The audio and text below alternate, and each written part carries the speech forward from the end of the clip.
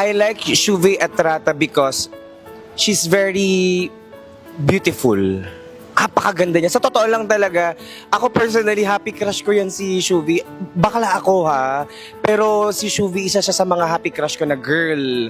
Parang sarami mga happy crush ko na boys, pero si Shuvi talaga ang number one ko ngayon na happy crush ko na babae. Sobrang ganda, sobrang simple, and ano talaga, magkakulay pa kami, diba? And yun, very Filipina, I love her, very genuine, super fan.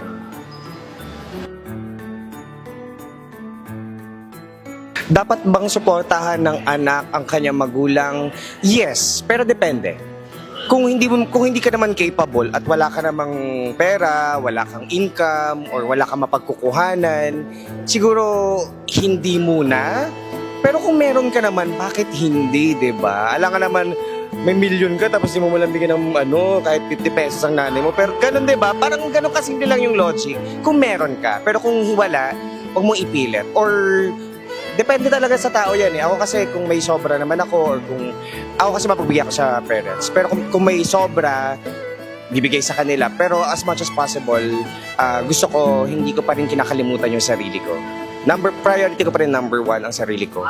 Kasi kung hindi ko ipaprioritize yung sarili ko, paano sila? Paano kung nagkasakit ako? May karapatan, yes, pagdating sa pagdidisiplina. Lahat naman tayong mga Pilipino, I think, kahit man lang kurot or hindi lang physical na pananakit, meron din yan minsan emotional na pananakit. Pero I think ako, nagiging matibay ang mga bata, ang mga tao, mga Pilipino kapag dinidisiplina. Pero kung sasaktan mo sila ng physical lang dahil naiinis ka lang, or dahil lang may mapagbuntungan ka lang ng galit mo, yun ang mali.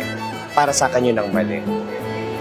Hello mga kapuso, ako po si Crystal Antolin at abangan nyo po ako ngayon sa Magpakailanman. Sino ba ating feature ngayon? Siyempre ang nag-iisang Pinoy big breadwinner, the Shuvi Etrata story, dito sa Magpakailanman ngayong Sabado na yan.